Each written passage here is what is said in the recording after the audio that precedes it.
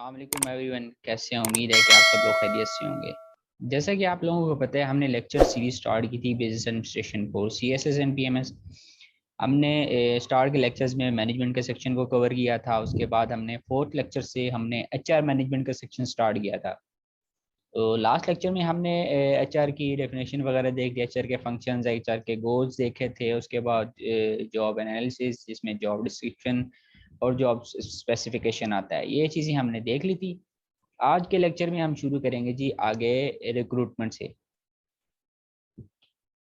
सबसे पहले हम देखते हैं जी रिक्रूटमेंट की डेफिनेशन।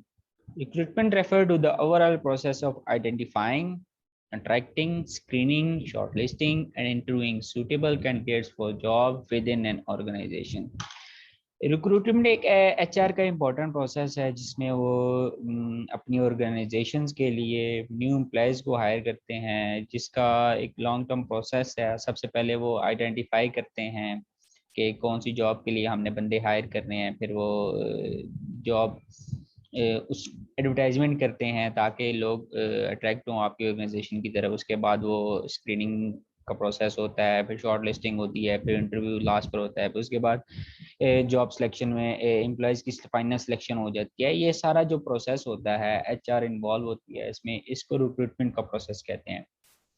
रिक्रूटमेंट लाजमी नहीं है कि किसी पेड रोल के लिए किसी एम्प्लॉय को हायर किया जाए। इसमें अनपेड रोल के लिए भी हायरिंग हो सकती है, जैसे कि कोई अनपेड इंटर्नशिप्स वगैरह होती हैं, या कोई भी ऐसा रोल हो सकता है जिसका जो अनपेड हो। लाजमी नहीं है, जैसे कि जॉब्स के लिए हायरिंग होती है वो तो पेड वर्कर्स होते हैं।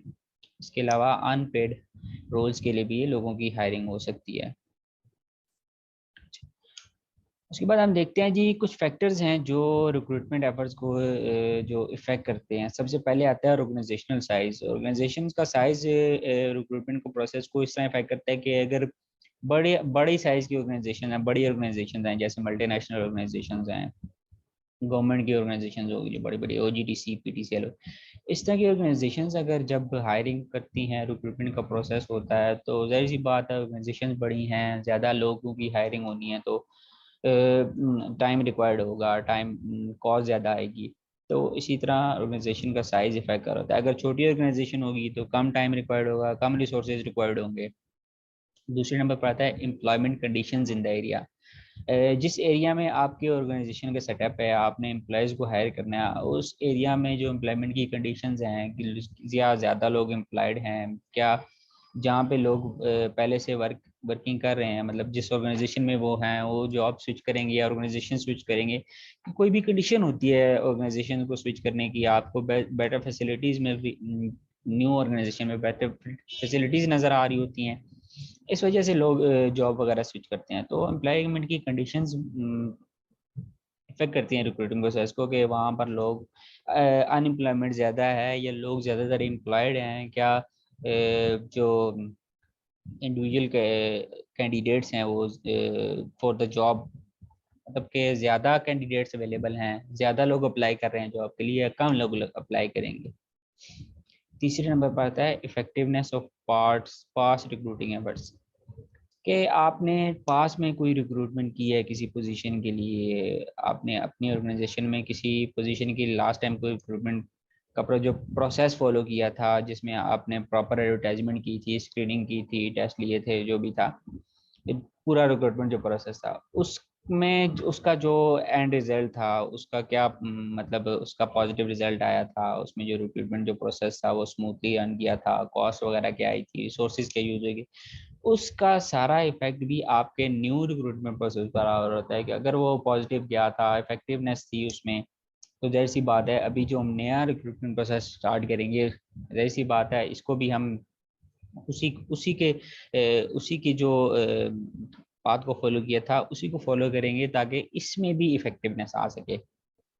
चौथे नंबर पर आता है working condition, salary, benefits offered. जैसे कि हमने एम्प्लॉयमेंट कंडीशन में भी ये बात की थी कि ऑलरेडी वहाँ पर जो लोग काम कर रहे हैं वो ऑर्गेनाइजेशन में काम करेंगे। जब हम न्यू कोई पोजीशन अनाउंस करेंगे, रिक्रूटमेंट करेंगे उस पोजीशन के लिए, तो हम क्या कौन सी वर्किंग कंडीशंस प्रोवाइड कर रहे हैं, हम जो हमारा जो ऑर्गेनाइजेशनल कल्चर है वो क्या एम्प्लॉइज को सूट करेगा, जो हम सैलरीज ऑफर करेंगे, सैलरीज क्या बाकी ऑर्गेनाइजेशन से बेहतर होंगी, कंपेटिटिव एडवांटेज मिल रहा होगा सैलरी की बेस पर, या उसके अलावा जो हम बेनिफिट्स ऑफर कर रहे हैं जिसमें चिल्ड्रन की एजुकेशन आ सकती है, मेडिकल बेनिफिट्स आ सकते हैं, अच्छा उसके बाद कोई बोनसेस हो सकते हैं, ये सब चीज़ें आपके रिक्रूटमेंट एफर्ट को इफेक्ट कर रही होती हैं। लास्ट पे आता है जी ऑर्गेनाइजेशनल ग्रोथ एंड डिक्लाइन। आपकी ऑर्गेनाइजेशन ग्रोथ की तरफ जा रही है, डिक्लाइन की तरफ जा रही है। अगर आपकी ऑर्गेनाइजेशन ग्रोथ की तरफ जा रही है, डे बाय डे आपका जो रिटर्न ऑन इन्वेस्टमेंट इंक्रीज हो रही है और डे बाय डे आपकी मार्केट वैल्यू बढ़ रही है, तो जाहिर सी बात है अगर आप रिक्रूटमेंट प्रोसेस स्टार्ट करेंगे तो ज़्यादा लोग आपके अट्रैक्ट होंगे, तो इसका आपका रिक्रूटमेंट का प्रोसेस होगा वो स्मूथ होगा, इफेक्टिव होगा, एफिशिएंट होगा। अगर इसके बरक्स देखें, अगर आपकी ऑर्गेनाइजेशन डिक्लाइन कर रही है तो जाहिर सी बात है आपका रिक्रूटमेंट का प्रोसेस है वो भी कुछ इफेक्टिव नहीं होगा, लोग अट्रैक्ट नहीं होंगे, क्योंकि आपकी ऑर्गेनाइजेशन डिक्लाइन की तरफ जा रही है। जो भी लोगों को पता है इन द फ्यूचर आपकी ऑर्गेनाइजेशन हो सकता है बैंकरप्ट हो जाए, तो ये सारी चीज़ें रिक्रूटमेंट एफर्ट को इफेक्ट कर रही होती हैं। उसके बाद आता है जी रिक्रूटमेंट सोर्सेज। रिक्रूटमेंट सोर्स की बात की जाए तो सबसे पहले नंबर पर आता है इंटरनल सोर्सेज से अगर रिक्रूटमेंट प्रोसेस किया जाए, लोगों को हायर किया जाए, तो इसमें ये होता है कि किसी किसी दूसरे डिपार्टमेंट से बंदा स्विच कर रहा है, या ऐसा भी हो सकता है प्रमोशंस हो सकती हैं। तो ये सारी जो चीज़ें हैं विद इन द ऑर्गेनाइजेशन, अगर किसी एम्प्लॉय को हायर किया जाए, उस सोर्स को यूज़ किया जाए, तो वो इंटरनल सोर्स में आता है। इसमें दो ही चीज़ें हो सकती हैं, एक प्रमोशन हो सकती है, एक डिपार्टमेंट का स्विच हो सकता है, एक दूसरे डिपार्टमेंट में हायरिंग हो रही है तो बंदा तो दूसरे डिपार्टमेंट में अप्लाई करे। दूसरे नंबर पर आता है एम्प्लॉय रेफरल। एम्प्लॉय रेफरल में होता है कि एक जिस ऑर्गेनाइजेशन में रिक्रूटमेंट करनी है, हायरिंग करनी है न्यू पोजीशन के लिए, तो मैं अगर फॉर एग्जांपल मैं उस ऑर्गेनाइजेशन में ऑलरेडी काम कर रहा हूँ, तो मैं एज अ रेफरल अपने किसी दोस्त को रेफर करूंगा, किसी फ्रेंड किसी रिलेटिव को रेफर करूंगा जी, इस पोजीशन के लिए बंदा वो सूटेबल है, तो जाहिर सी बात है मैं रेफर करूंगा तो मैं किसी बेस पर ही रेफर करूंगा, उस बंदे का बिहेवियर मुझे पता होगा, उस बंदे का जो वर्किंग स्टाइल है कि वो उसका प्रोफेशनल बैकग्राउंड कैसा है, उसका अगर उस क्वालिफिकेशन या स्किल्स की बात की जाए उसके स्किल्स कैसे हैं, तो मैं उसकी बेस पर ही रेफर करूंगा, क्योंकि मुझे पता है अगर मैं इसको रेफर करूंगा तो कल अगर ये गलत काम करेगा, कल अगर ये ठीक तरह से काम नहीं करेगा, तो ऐसी बात है बातें तो मुझे सुननी पड़ेंगी कि क्यों मैंने रेफर किया होगा। तो जो एम्प्लॉय रेफर होता है इसमें ये चीज़ें आ जाती हैं। तीसरे नंबर पर एक्सटर्नल सर्च आता है।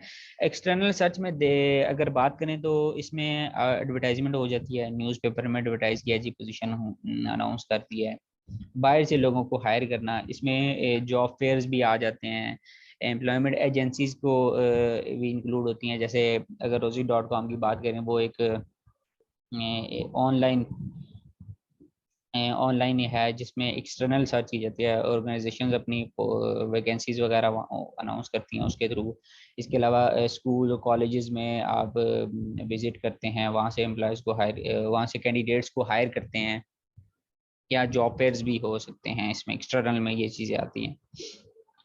चौथे नंबर पर ऑनलाइन अल्टरनेटिव्स की बात करें तो ऑनलाइन में यही है कि ऑर्गेनाइजेशंस के अपने जो फेसबुक पेजेस हैं, ट्विटर हो गया, टेलीग्राम हो गया, टेलीग्राम तो ऐसे जितना यूज़ नहीं होता पाकिस्तान में आजकल, लिंक्डइन हो गया, इन सोशल मीडियाज़ के थ्रू आप ऑर्गेनाइजेशंस अपनी एडवर्टाइजमेंट करती हैं पोजीशंस के लिए, तो वहाँ से एम्प्लॉयज़ को हायर करती हैं, ये ऑनलाइन और अल्टरनेटिव में ये आ जाता है।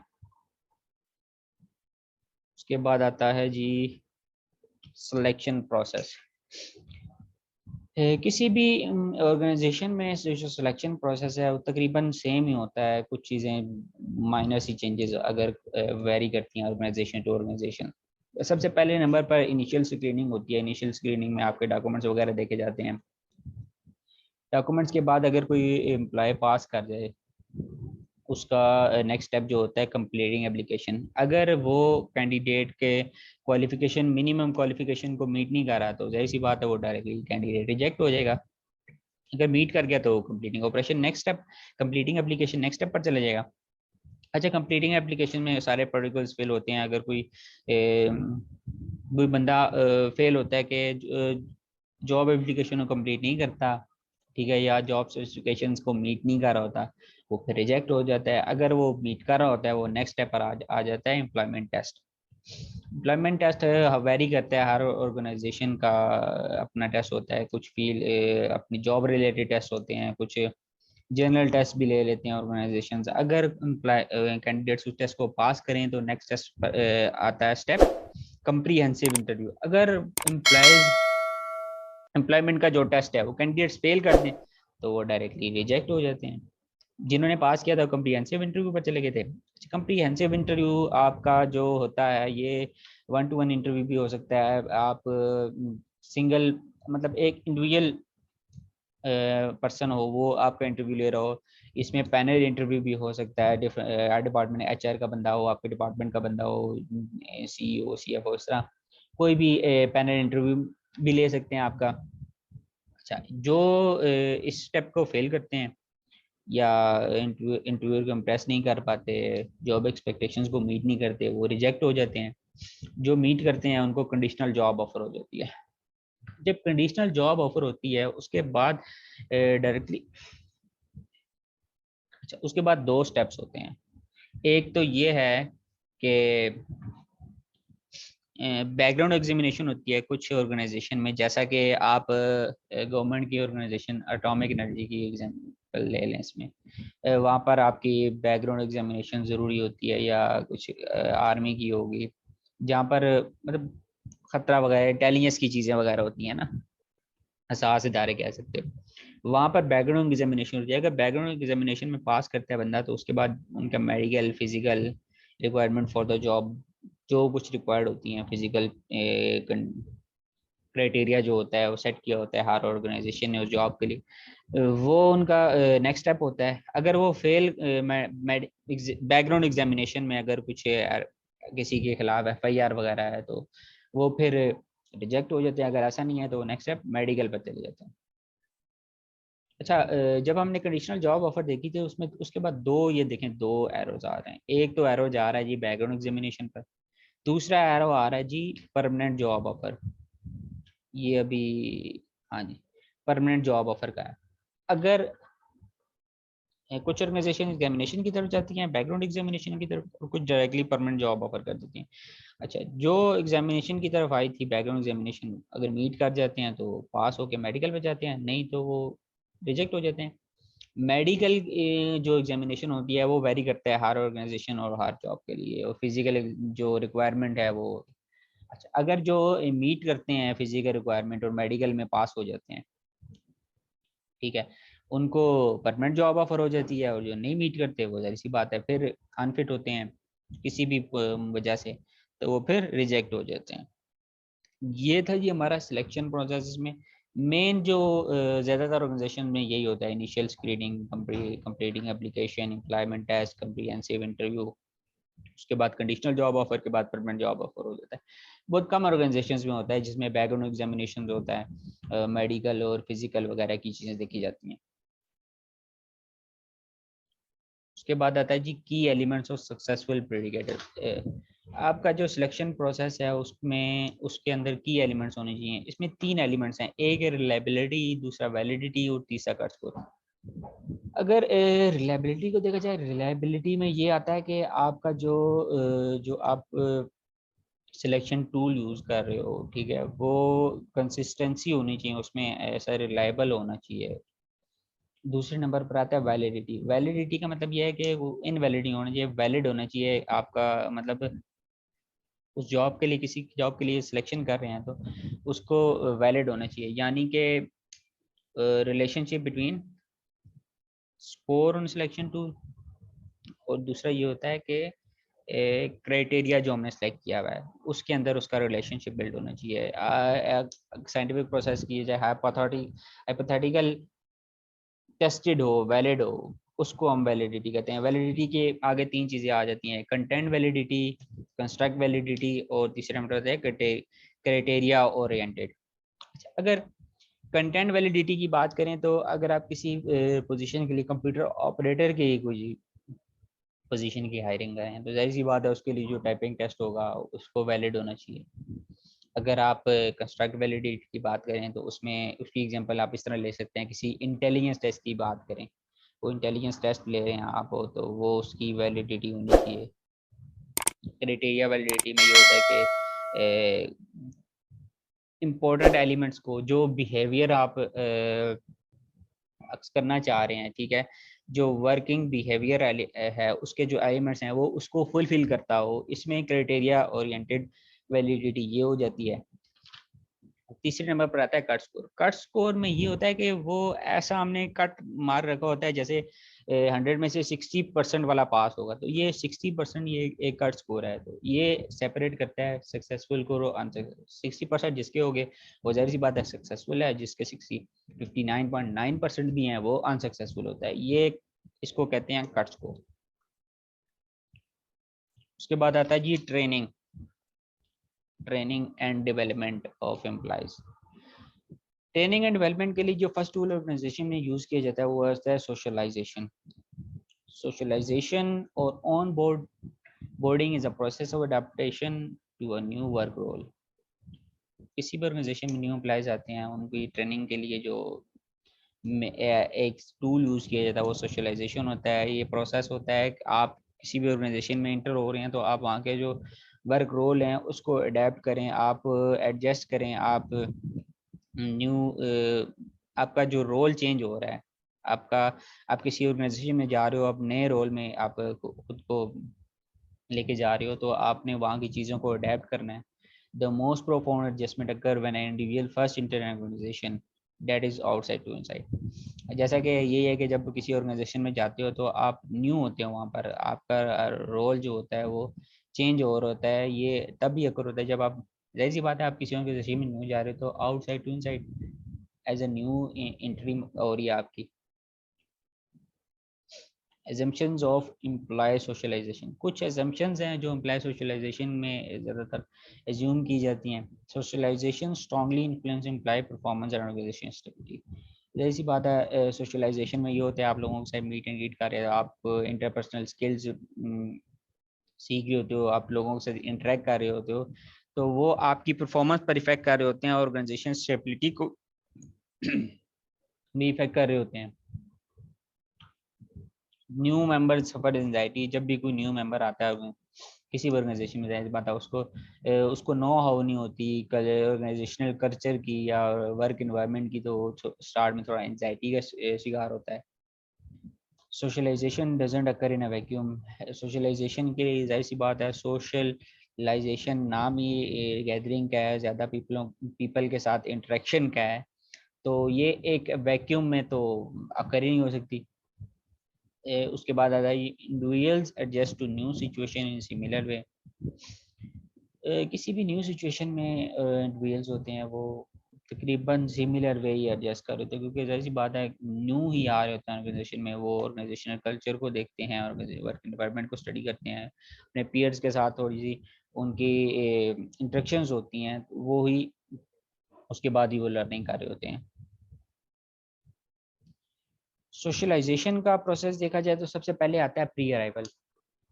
कोई भी इंडिविजुअल्स होता है किसी ऑर्गेनाइजेशन में, वो एंट्री से पहले उनकी कुछ वैल्यू सेट की होती हैं, कुछ एटीट्यूड्स डेवलप किए होते हैं, कुछ एक्सपेक्टेशंस डेवलप हो जाती हैं कि लास्ट टाइम जब मैं वहाँ जहाँ पर वर्किंग कर रहा था, वहाँ का जो मेरा वर्क एक्सपीरियंस था, वहाँ का जो ऑर्गेनाइजेशनल कल्चर था, वहाँ पर वर्क जो इन्वायरमेंटल था, या उसके अलावा जो सिलेक्शन प्रोसेस था, उसके बाद बिल्ड हो जाती हैं हर किसी की के अंदर ने वैल्यू सेट की होती हैं, एटीट्यूड डेवलप की होता है कि मैं इस ऑर्गेनाइजेशन में जाऊँगा, वहाँ पर ऑर्गेनाइजेशनल कल्चर ऐसा होगा, वहाँ पर वर्क इन्वायरमेंट ऐसा होगा, वहाँ पर ये फैसिलिटीज़ होंगी। ये अराइवल से पहले पहले हर किसी के माइंड में ये चीज़ें आ रही होती हैं। इस सोशलाइजेशन के प्रोसेस में सबसे पहले आता है, ये चीज़ आती है प्री अराइवल। दूसरे नंबर पर आता है इनकाउंटर। जब इंडिविजुअल्स किसी ऑर्गेनाइजेशन में जाते हैं, ठीक है, उनकी एक्सपेक्टेशंस मैच करती हैं रियलिटीज़ के साथ, जब उन्होंने एक्सपेक्टेशन की होती हैं प्री अराइवल वाले स्टेप में, नेक्स्ट स्टेप पर जब वो ऑर्गेनाइजेशन में इंटर होते हैं, फर्स्ट डे होता है या कुछ फर्स्ट वीक होता है, फर्स्ट मंथ होता है, उनकी एक्सपेक्टेशंस मैच करती हैं, उन्होंने कुछ कुछ चीज़ें एक्सपेक्ट की होती हैं कि ऑर्गेनाइजेशन कल्चर ऐसा होगा, वर्क एनवायरनमेंट ऐसा होगा, तो वो रियलिटीज़ के साथ मीट करती हैं। या अगर डिफरेंस एग्जिस्ट करे, ठीक है, तो उसके बाद ये होता है कि socialisation occur to match the employee with the organisational standards. तो फिर ऑर्गेनाइजेशन में सोशलाइजेशन का प्रोसेस होता है, उसके बाद वो मोल्ड करते हैं अपनी एक्सपेक्टेशंस को, जो रियलिटी होती है, इन रियलिटी अगर ऑर्गेनाइजेशनल कल्चर की बात करें या वर्क एनवायरनमेंट की बात करें, तो वो उसके साथ अपने जो एक्सपेक्टेशंस हैं उसको मीट कर रहे होते हैं। थर्ड नंबर पे आता है Metamorphosis. Individuals have adapted to the organization, feel accepted and know what is expected of them. पहले स्टेप पर प्री अराइवल वो उनकी एक्सपेक्टेशंस होती हैं, दूसरे स्टेप पर इनकाउंटर वो अपनी एक्सपेक्टेशंस को अलाइन करते हैं रियलिटी के साथ। तीसरे नंबर पर मेटामॉर्फोसिस ये होता है कि एम्प्लॉयज जो न्यू एम्प्लॉयज होते हैं वो कहते हैं, ये समझते हैं कि उनको एक्सेप्ट किया गया ऑर्गेनाइजेशन कल्चर में, वो ऑर्गेनाइजेशन कल्चर के साथ खुद को मोल्ड कर लेते हैं, वो अपनी जो परफॉर्मेंसेस जो होते हैं वो शो करते हैं, ताकि उसके बाद उनको फील होता है कि जो वर्क इन्वायरमेंट था, ऑर्गेनाइजेशन कल्चर था, उसने उसको एक्सेप्ट किया है और उनको मोटिवेट किया है, ताकि वो भी इस कल्चर के साथ अलाइन कर सकें और अपना कैरियर को ग्रो कर सकें। ये चार्ट के थ्रू शो किया गया जी। पहले 3 स्टेप से, जब प्री अराइवल स्टेज था, उसके बाद इनकाउंटर स्टेज होता है, उसके बाद मेटामॉर्फोसिस स्टेज आता है। जब ये सारे स्टेप फॉलो हो जाते हैं, उसके बाद एम्प्लॉय की जो ऑर्गेनाइजेशन के साथ कमिटमेंट हो जाती है, अच्छा, ये ऑर्गेनाइजेशन के साथ कमिटमेंट हो जाती है। दूसरा ये होता है टर्नओवर। टर्नओवर ये है कि ऑर्गेनाइजेशन नहीं, अगर इधर से स्टार्ट करते हैं, अगर मेटामॉर्फोसिस ये तीनों स्टेप हो जाते हैं, प्री अराइवल एक्सपेक्टेशंस होती हैं, एक्सपेक्टेशन मीट करती हैं, उसके बाद एक्सेप्टेंस होती है, एक्सेप्टेंस के बाद जो ऑर्गेनाइजेशन की जो इसका रिजल्ट आता है, प्रोडक्टिविटी इंक्रीज होती है, एम्प्लॉय एफिशिएंट इफेक्टिवनेस इसके थ्रू काम करता है, तो ऑर्गेनाइजेशन की प्रोडक्टिविटी इंक्रीज होती है। फिर टर्नओवर, एनुअल टर्नओवर जो होता है, रिटर्न ऑन इन्वेस्टमेंट वो ज़्यादा होती है। फिर उसके बाद कमिटमेंट, लॉन्ग टर्म कमिटमेंट हो जाती है, जब एम्प्लॉय सेटिस्फाइड होते हैं, ऑर्गेनाइजेशन सेटिस्फाई होती है, विन विन सिचुएशन क्रिएट होती है, तो लॉन्ग टर्म कमिटमेंट हो जाती है। ये सारी जो आउटकम, ये सारी तीनों चीज़ें जो हैं, प्रोडक्टिविटी, टर्नओवर और कमिटमेंट, ये सारी आउटकम होती हैं सोशलाइजेशन प्रोसेस की। उसके बाद दूसरा जो स्टेप है, जिसमें आप ट्रेनिंग एंड डेवलपमेंट कर रहे होते हैं ऑर्गेनाइजेशन में, जो एम्प्लॉयज होते हैं, न्यू एम्प्लॉयज की, या अच्छा, इसमें ये होता है कि ओरिएंटेशन, ये दूसरा स्टेप ये ओरिएंटेशन है। Activities that introduce new employees to the organisation and their work unit. ये इसमें ये होता है कि न्यू एम्प्लॉयज को इंट्रोड्यूस किया जाता है। ये फॉर्मल भी हो सकती है, इनफॉर्मल भी हो सकती है, इसमें दोनों प्रोसेस को फॉलो किया जा सकता है। एम्प्लॉयज को इंट्रोड्यूस किया जा रहा होता है,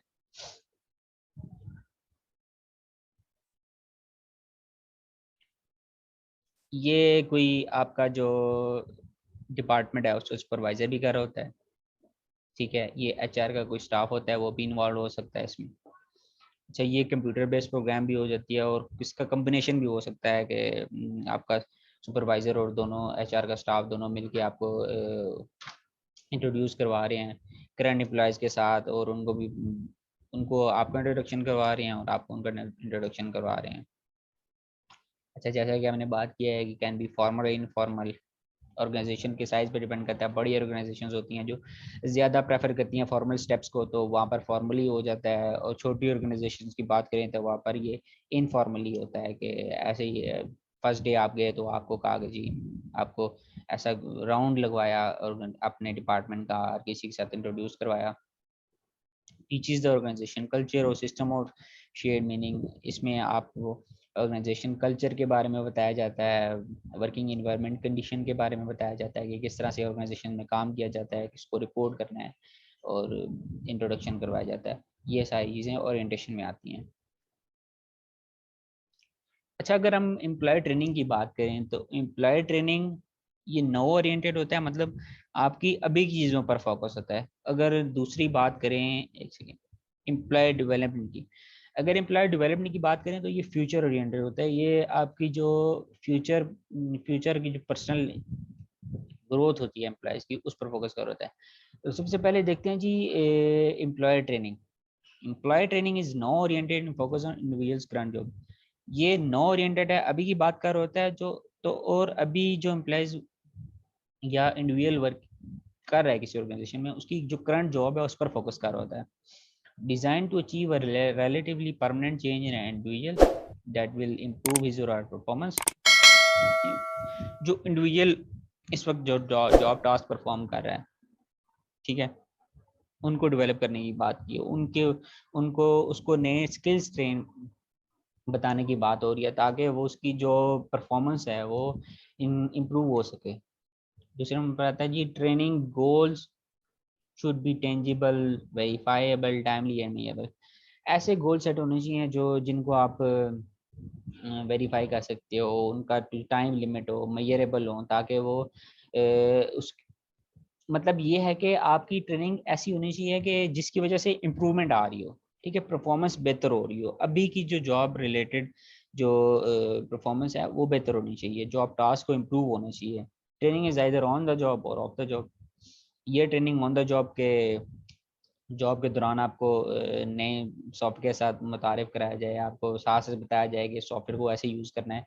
या ऑफ द जॉब ट्रेनिंग ऐसे भी हो सकती है कि वीकली ट्रेनिंग या क्वार्टरली ट्रेनिंग होती है। आप कोई भी नया सॉफ्टवेयर या कुछ प्रोसेस में चेंजिंग आ रही है तो उस प्रोसेस की वन डे ट्रेनिंग हो, सेमिनार्स होते हैं, उसमें आपको बताया जाए कि इस जॉब को इस सॉफ्टवेयर को या इस जो प्रोसेस चेंज हो रहा है इसको हमने कैसे यूज़ करना है।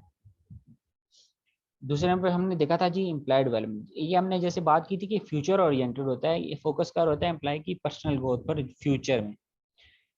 Help employees to understand cause and effect relationship, learn from experience, visualise relationship, think logically.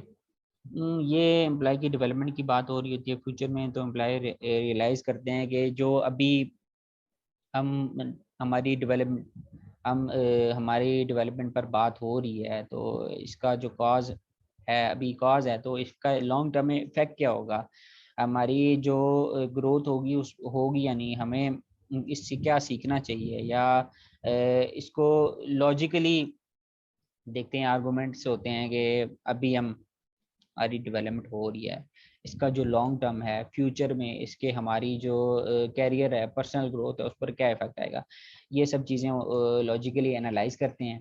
Not only for top management candidates, all employees benefit.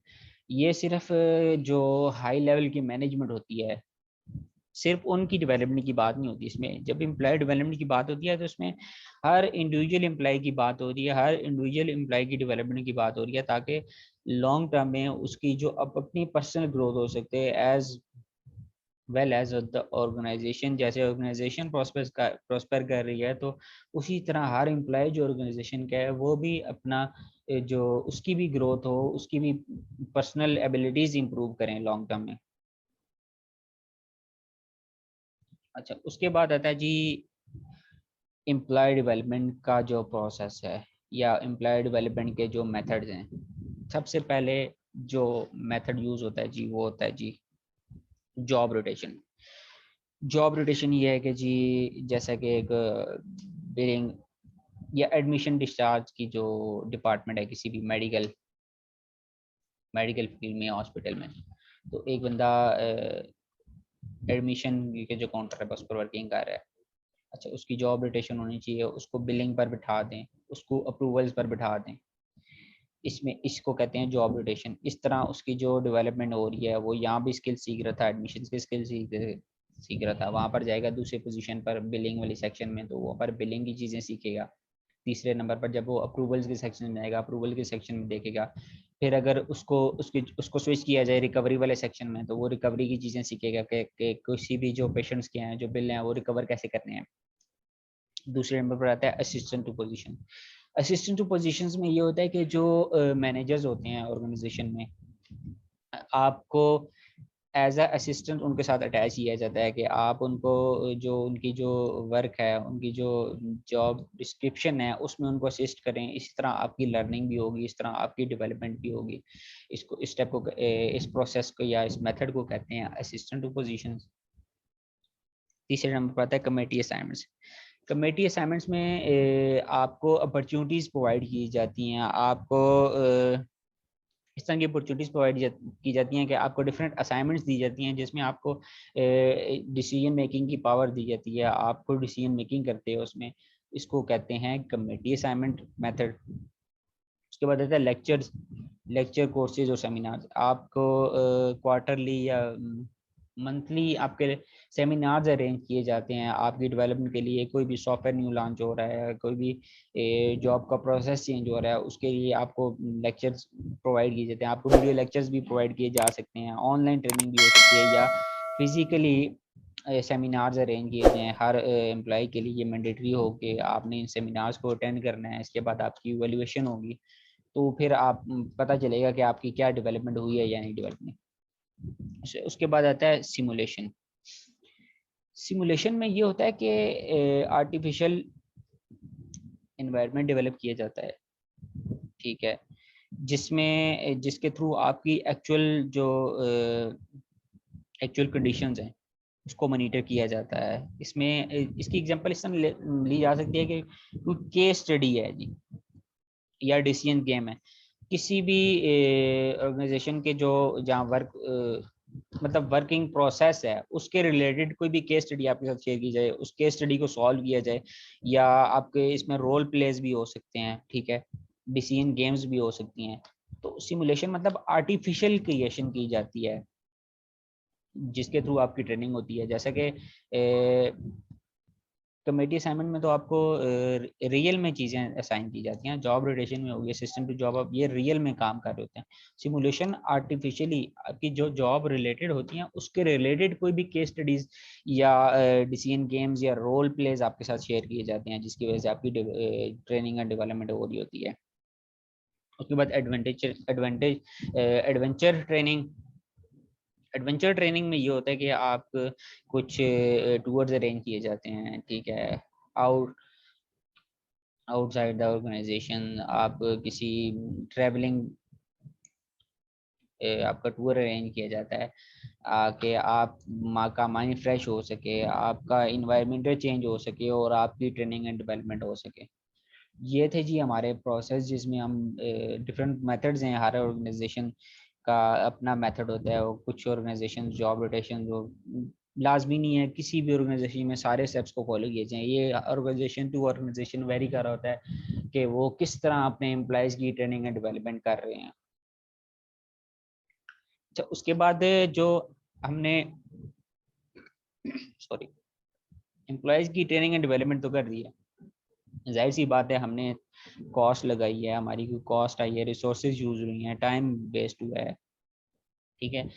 तो क्या हमने चेक करना है कि क्या हमने ये जो रिसोर्सेज यूज़ किए हैं, कॉस्ट यूज़ की है, तो टाइम स्पेंड किया है, इसका जो पॉजिटिव इफेक्ट आया है या नहीं आया। तो इसको मेजर करने का एक तो ये है कि पैट्रिक एवेलुएशन मॉडल है ये जी, कि पैट्रिक साहब हैं, उन्होंने एवेलुएशन मेथड दिया रखा था जो एम्प्लॉय की डेवलपमेंट ट्रेनिंग है उसको एवेलुएट कैसे किया जा सकता है। फर्स्ट लेवल पर उन्होंने बताया था जी reaction, how did participate respond to the training. जब भी ट्रेनिंग की जाती है किसी एम्प्लॉय की या किसी भी डिपार्टमेंट के एम्प्लॉयज़ की ट्रेनिंग की बात करें, तो एम्प्लॉयज़ ने उस ट्रेनिंग को रिस्पॉन्ड कैसे किया, क्या उनका बिहेवियर कैसा था, उन्होंने इसको पॉजिटिवली रिस्पॉन्ड किया, इस ट्रेनिंग को वेलकम किया, इस ट्रेनिंग में को किस किस एस्पेक्ट्स में लिया। तो ये होता है कि उनका रिएक्शन क्या था, फर्स्ट रिएक्शन क्या था। दूसरे लेवल पर उसने बात की थी जी लर्निंग की, have participants applied what learn from the training. क्या एम्प्लॉयज़ ने जो लर्निंग की है प्रोसेस जो ट्रेनिंग के साथ, अगर इसको सेमिनार की बात करें, सिमुलेशंस की बात करें या जॉब रोटेशन की बात करें, तो क्या उन्होंने जो न्यू स्किल्स लर्न किए हैं क्या उन्होंने इनको इम्प्लीमेंट भी किया है, क्या इन्होंने अपनी जो करंट वर्किंग प्रोसेस है उसमें क्या चेंजिंग भी लाई है या नहीं लाई। तीसरे नंबर पर आता है behaviour, how much did participant learn from the training and have their skills improved. क्या वाकई उनके जो स्किल्स हैं वो इम्प्रूव हो चुके हैं पहले से। पहले अगर वो कोई काम अगर स्किल्स इम्प्रूवमेंट की बात करें, पहले वो कोई काम 10 मिनट में, क्या वो 7 से 8 मिनट यूज़ कर रहे हैं उस काम को कंप्लीट करने में, या उसका जो रिजल्ट्स हैं उसमें कुछ इनोवेशन आई है या नहीं आई, या एम्प्लॉयज़ का जो अपना बिहेवियर है, ठीक है, वो चेंज हुआ है या नहीं जो चेंज हुआ। चौथे लेवल पर वो बात करता है रिजल्ट्स की। Who benefit, what benefits has organisation experience as a result of the training. Long term में ऑर्गेनाइजेशन को इस ट्रेनिंग से क्या इफेक्ट आया है, क्या उनके जो रिटर्न ऑन इन्वेस्टमेंट है, हर ऑर्गेनाइजेशन का यही गोल होता है प्रॉफिट मैक्सिमाइजेशन, क्या उनका प्रॉफिट मैक्सिमाइज हुआ है, क्या उनका जो वर्किंग एनवायरनमेंट है वो चेंज हो गया है, क्या रिजल्ट्स की पॉजिटिव आए हैं या पहले से भी बुरे हो गए हैं ये नई चीज़ें लाने की वजह से। ये सब चीज़ें उस वो इस लेवल पर चेक करता है कि रिजल्ट्स पॉजिटिव आए हैं या नहीं आए। ये 4 लेवल्स थे जी। क्रिकिक पार्थक साहब हैं, एवेल्युएशन मॉडल उन्होंने पेश किया था जो आपकी एम्प्लॉयज़ की ट्रेनिंग और डेवलपमेंट होती है उसको एवेलुएट करने के लिए। उन्होंने पहले बताया रिएक्शन क्या था एम्प्लॉयज़ का, दूसरे पे बताया उन्होंने वाकई कुछ लर्न किया है या नहीं, तीसरे पे कहता है जी कि बिहेवियर चेंज हुआ है या नहीं, चौथे पे वो ऑर्गेनाइजेशन की बात करता है कि as a organisation result positive आए हैं या नहीं आए। उसके बाद ट्रेनिंग एवेल्युएशन का मेथड है जो ऑर्गेनाइजेशंस यूज़ करती हैं। पहले नंबर पर post training method. Post training method यही होता है कि एम्प्लॉयज़ की जो ट्रेनिंग के बाद की परफॉर्मेंस को मेजर किया जाता है, ट्रेनिंग से पहले की परफॉर्मेंस को नहीं देखा जाता है। वो ये देखते हैं कि ट्रेनिंग के बाद एम्प्लॉय की जो परफॉर्मेंस है वो बेहतर हुई है, ठीक है, उसके स्किल्स डेवलप हुए हैं, प्रोडक्टिविटी इंक्रीज हुई है, एफिशिएंसी और इफेक्टिवनेस उसके वर्किंग प्रोसेस में आई है या नहीं आई। ये होता है जी post training method. Pre post training method ये होता है कि एम्प्लॉयज़ को ट्रेनिंग से पहले असेस किया जाता है कि ट्रेनिंग से पहले जी उनकी क्या परफॉर्मेंस है, उसको राइट डाउन किया जाता है कि उनकी जो वर्किंग स्किल्स क्या क्या हैं, उनकी एफिशिएंसी किस किस लेवल पर बेस करती है, एफिशिएंसी या इफेक्टिवनेस क्या कैसी है काम में, ठीक है, वो कौन कौन से स्किल्स यूज़ कर रहे हैं। और आफ्टर द ट्रेनिंग, ट्रेनिंग के बाद फिर उनकी जो एवेल्युएशन की जाती है कि आया ट्रेनिंग से पहले उनके ये स्किल्स थे, क्या इस स्किल्स में उनकी इम्प्रूवमेंट आई है, क्या अब पहले जो काम करता था वो उससे जो रिजल्ट्स हैं वो वेरी कर रहे हैं नहीं है, वेरी कर भी रहे हैं तो पॉजिटिव वे में वेरी कर रहे हैं या नेगेटिव वे में वेरी कर रहे हैं, एम्प्लॉय का जो बिहेवियर है वो ट्रेनिंग के बाद चेंज हुआ है या नहीं हुआ। ये होता है जी प्री पोस्ट ट्रेनिंग मेथड। तीसरे नंबर पर आता है pre post training workforce control method. ठीक है, इसमें ये होता है कि आप जो रिजल्ट्स होते हैं उनको कंपेयर कर रहे होते हैं ऐसे ग्रुप के साथ। एक ग्रुप है उसकी ट्रेनिंग, दो ग्रुप्स हैं। फॉर एग्जांपल एक ऑर्गेनाइजेशन में 10 एम्प्लॉयज़ हैं, 10 एम्प्लॉयज़ एक ही काम कर रहे होते हैं, उनकी जेडी पर सेम है। 5 एम्प्लॉय की ट्रेनिंग करते हैं, 5 एम्प्लॉयज़ की ट्रेनिंग नहीं करते। ट्रेनिंग के बाद वो ये असेस करते हैं कि जिनकी ट्रेनिंग की है, ठीक है, उनका जो है उनके स्किल्स हैं, उनकी प्रोडक्टिविटी वो इंक्रीज हुई है, जिनकी ट्रेनिंग नहीं की थी उनके रिलेटेड, या इनके स्किल्स इंप्रूव हुए हैं, इनका जो बिहेवियर है वो चेंज हुआ है या नहीं हुआ, as compare to those 5 employees जिनकी हमने ट्रेनिंग नहीं की थी। इसको pre post training control group training method कहते हैं। उसके बाद आता है जी लास्ट में कैरियर। कैरियर की बात करें तो एक डेफिनेशन की बात करें, is a pattern of work related experiences that span the course of a personal life. किसी भी इंडिविजुअल की का जो एक्सपीरियंस होता है जॉब के साथ रिलेटेड या वर्क रिलेटेड जो होता है पर्सनल लाइफ में, उसको कैरियर कहते हैं। ये इसके न्यूमेरस मीनिंग हो सकते हैं, मतलब इसको किसी एक मीनिंग की तरफ बंदा नहीं ले सकता, ये पर्सन टू पर्सन वेरी कर रहा होता है। अच्छा, अगर देखा जाए तो in popular usages it can mean advancement. Popular अगर advancement, he is moving up in his career, किसी जगह जगह पर वो जॉब कर रहा है तो उसकी प्रमोशंस वगैरह हो रही हैं, तो वो उसकी सैलरी वगैरह इंक्रीज हो रही है, तो ये उसमें आता है जी he is moving up in his career. अच्छा, किसी प्रोफेशन में प्रोफेशन के तौर पर भी यूज़ हो सकता है कि अच्छा किसी स्टूडेंट ने एफएससी की, एफएससी के बाद वो उसने अब डिग्री करनी है, वो मेडिकल एमबीबीएस की तरफ जाए तो बात होगी कि इसने MBBS मेडिकल जो फील्ड है उसको एज अ करियर यूज़ किया है। अगर वो इंजीनियरिंग की तरफ जाए तो ये होता है कि इसने इंजीनियरिंग को एज अ करियर चूज़ किया है। तो ये प्रोफेशन चूज़ करने की बात भी इसमें आ जाती है। अच्छा, तीसरे नंबर पर अगर देखें तो और स्टेबिलिटी ओवर द टाइम।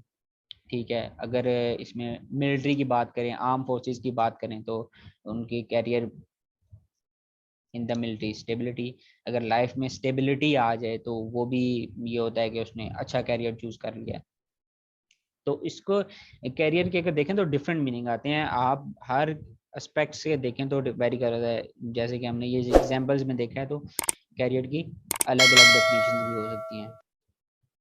अच्छा, अब अगर हम बात करें कि कैरियर के जो स्टेजेस हैं, ट्रेडिशनल स्टेजेस देखे जाए तो 5 स्टेजेस आते हैं जी। सबसे पहले नंबर पर एक्सप्लोरेशन होती है, फिर एस्टेब्लिशमेंट होती है, एस्टेब्लिशमेंट के बाद मिड कैरियर आता है, फिर लास्ट कैरियर, और लास्ट में ये होता है कि डिक्लाइन हो जाता है।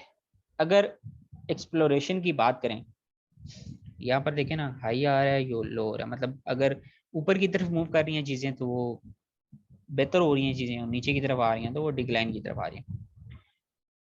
सबसे पहले आता है जी एक्सप्लोरेशन। एक्सप्लोरेशन की बात करें तो ये स्कूल की या मतलब ग्रेजुएशन के लास्ट सेमेस्टर्स की बात होती है, या अर्ली आपका जो वर्किंग एक्सपीरियंस होता है जिसमें आपकी इंटर्नशिप्स इंक्लूड हो जाती हैं। इसमें आप स्विच कर रहे होते हैं डिफरेंट जॉब्स की तरफ, आप डिफरेंट फील्ड में जॉब कर रहे होते हैं। आप फॉर एग्जांपल ऐसे आपने इंटर्नशिप की जी, बैंक में इंटर्नशिप कर ली आपने जी, कंस्ट्रक्शन कंपनी में इंटर्नशिप कर ली आपने, सर्विसेज कंपनी में इंटर्नशिप कर ली।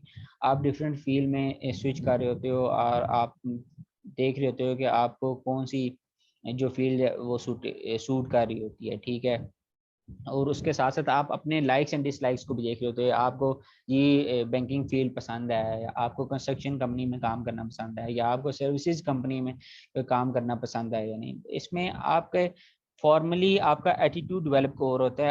आपके जो लाइक्स एंड डिसलाइक के बाद आपका एक एटीट्यूड डेवलप होता है कि आपने वैल्यू सेट करनी होती है कि आपने किस फील्ड में जाना है। और अगर इसकी बात करें, इस स्टेज की बात करें एक्सप्लोरेशन स्टेज की, तो ऐसा जिसका एचआरएम के साथ कोई रिलेट नहीं, क्योंकि ये तो ऑर्गेनाइजेशन में एंट्री से पहले की बात है ना। आप खुद इंडिविजुअल एक्सप्लोर कर रहा है अपनी अपनी जो स्किल्स को, अपने लाइक्स एंड डिसलाइक्स को, कि वो किस ऑर्गेनाइजेशन में बेस्ट सूट करता है। दूसरे नंबर पर इसमें आता है जी इस्टेब्लिशमेंट। इस्टेब्लिशमेंट ये होता है कि आप जॉब सर्च की तरफ जाते हो। आपने जब अपने लाइक्स एंड डिसलाइक के बाद सेट कर लिया है कि मुझे ये वाला जो सेक्टर है वो सूट करता है, आप जॉब को सर्च करते हो। ठीक है, या आपको पहली जॉब ऑफर होती है। ठीक है, या आपको पता लग रहा होता है कि आपने इस जॉब को ज्वाइन किया है, आपको इस जॉब से सक्सेस की तरफ जा रहे हैं या फेलियर की तरफ जा रहे हैं। तो ये वाला स्टेप होता है एस्टेब्लिशमेंट। इस स्टेप में आप ग्रोथ भी कर रहे होते हैं। ये देखें यहाँ से जो ग्राफ आ रहा था, पहले तो जॉब परफॉर्मेंस की अगर बात करें ना एक्सप्लोरेशन पे, तो वो तो आप उसी लेवल पर थे। आप ये देख रहे थे कि आपको कौन सी सेक्टर बेहतर सूट करता है, आपके जो लाइक्स एंड डिसलाइक्स क्या हैं। दूसरे में एक्सप्लोरेशन में जब आप फर्स्ट जॉब आपको ऑफर होती है तो आपकी परफॉर्मेंस इंक्रीज करती है, आप हाई लेवल की तरफ जा रहे होते हैं। उसके बाद आता है जी मिड कैरियर। मिड कैरियर में ये होता है कि आपकी परफॉर्मेंस यहाँ से इंक्रीज भी हो सकती है, डिक्लाइन भी हो सकती है। ये देखें, एक जा रहा है ऊपर की तरफ, एक जा रहा है ग्राफ नीचे की तरफ, या स्टेबिलिटी की तरफ जा सकते हैं। तो एम्प्लॉयज में कंटिन्यू टू ग्रो।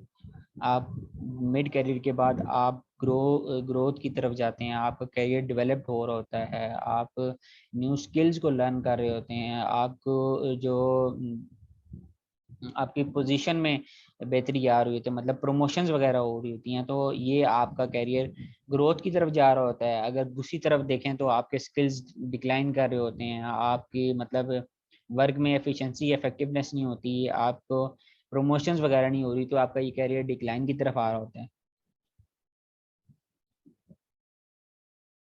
उसके बाद आता है लेट कैरियर। लेट कैरियर की बात करें तो अर्लियर स्टेज पर, मतलब ये इसकी बात करें, अगर एज की बात करें तो 50 से 70। आपने कैरियर में ग्रोथ कर लिया है, जितनी ग्रोथ करनी थी आपकी ग्रोथ हो चुकी है, ठीक है, अब आप स्टेबिलिटी की तरफ हैं, आप दूसरों के लिए एज अ रिसोर्स हैं, आप दूसरों के लिए एज अ मेंटोर हैं, लोग आपसे लर्निंग कर रहे हैं कि क्योंकि आपने एक टाइम स्पेंड किया, आपने यहाँ देखें जी 25 साल की उम्र में अगर आपने जॉब स्टार्ट किया तो 50 तक तो आपने 25 साल का एक्सपीरियंस है, 50 से 70 तक जो आप आ रहे हैं तो आपका एक लेट करियर है, आप एज अ मेंटोर हैं ऑर्गेनाइजेशन में लोगों के लिए। दो अगर न्यू प्लेस की बात करें वो आपसे सीखेंगे, उनको पता है आपका एक्सपीरियंस है। तो इसके बाद जो लास्ट स्टेप आता है जी 70 प्लस एज में, वो होता है जी डिक्लाइन।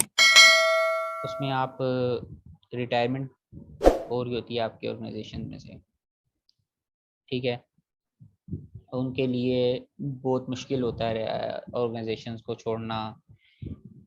वो लोग जो स्टार्ट में सक्सेसफुल होते हैं, ठीक है, उन्होंने काफ़ी अचीव किया होता है, उन्होंने अपनी लाइफ का एक लॉन्ग टर्म मतलब मेजर पोर्शन लाइफ का और कैरियर डेवलपमेंट में स्पेंड किया होता है, किसी ऑर्गेनाइजेशन में स्पेंड किया होता है, उनके लिए मुश्किल हो रहता है ऑर्गेनाइजेशन को छोड़ना। उन्होंने बहुत कंट्रीब्यूट किया होता है इस ऑर्गेनाइजेशन के लिए। डिक्लाइन के बाद जब वो उनकी रिटायरमेंट हो जाती है, वो एज अ वॉलंटियर या एज अ मेंटोर या अपनी जितना उनसे पॉसिबल हो सकता है वो अपनी कंट्रीब्यूशन उस ऑर्गेनाइजेशन के साथ कर रहे होते हैं।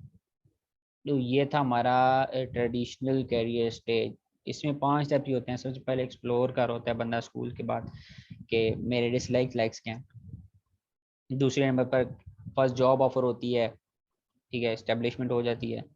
उसके बाद किसी भी ऑर्गेनाइजेशन में 35 से 50 साल की उम्र में 15 साल आप कैरियर को डेवलप कर रहे होते हो, डेवलपमेंट की तरफ जा रहे होते हो, स्किल्स को इम्प्रूव कर रहे होते हो। उसके बाद 50 से 70 में अगर आप पहुंचते हैं तो आपका लेट करियर हो जाता है। इसके बाद आप ज़्यादा डेवलपमेंट की तरफ, मतलब आपने हाईएस्ट रैंक अचीव कर लिया अपने कैरियर में, आपकी यहाँ पर स्टेबिलिटी आ जाती है, आप इसके स्टेट्स एल्डर हो जाते हैं। किसी भी स्टेट में, स्टेट पर्सन में सबसे एल्डर्स की बात करें, ठीक है, आप रिटायरमेंट की प्रिपरेशन कर रहे होते हैं क्योंकि इसके बाद आपका डिक्लाइन आना है और आपने रिटायरमेंट दे देनी है। और 70 से के बाद की बात करें तो डिक्लाइन आ जाता है कैरियर स्टेज में और आपकी रिटायरमेंट हो जाती है।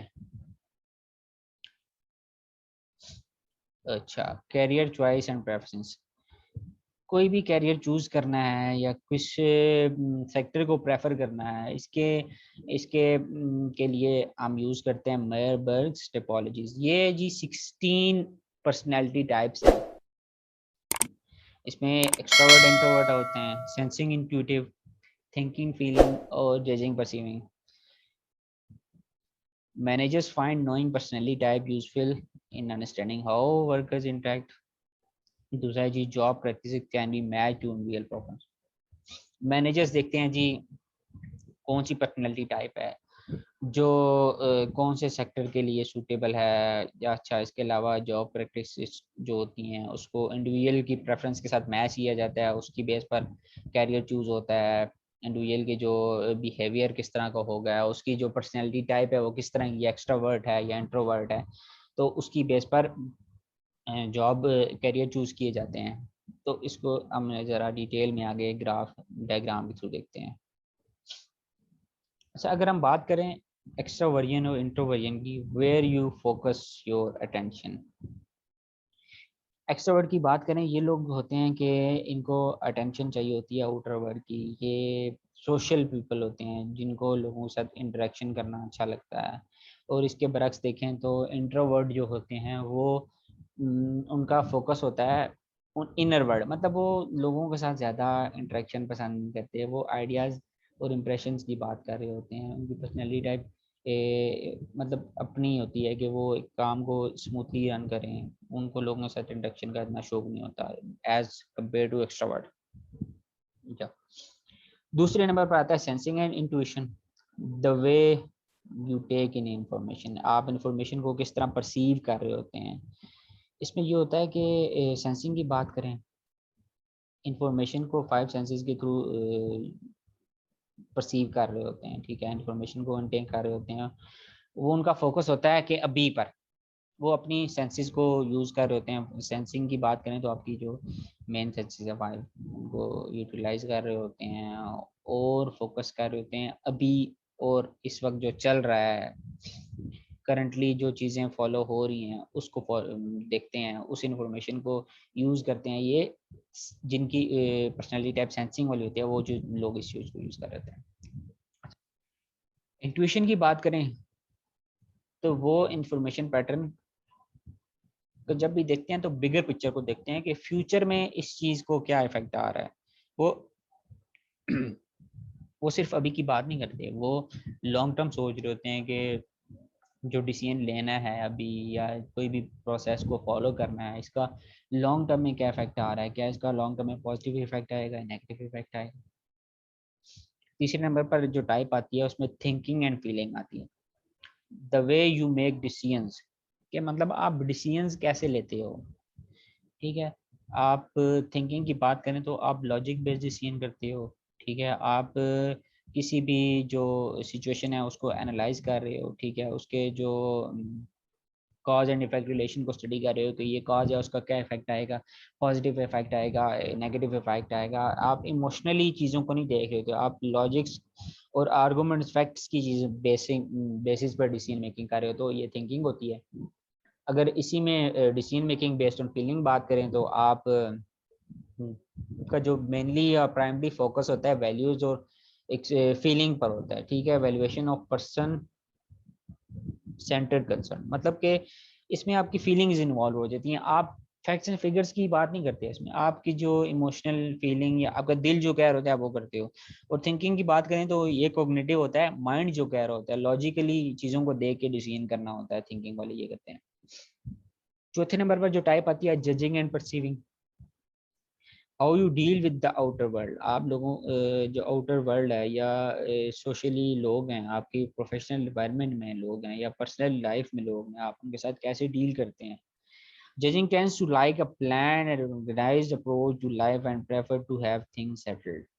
ठीक है, ये एज अ जज जैसे कर रहा होता है।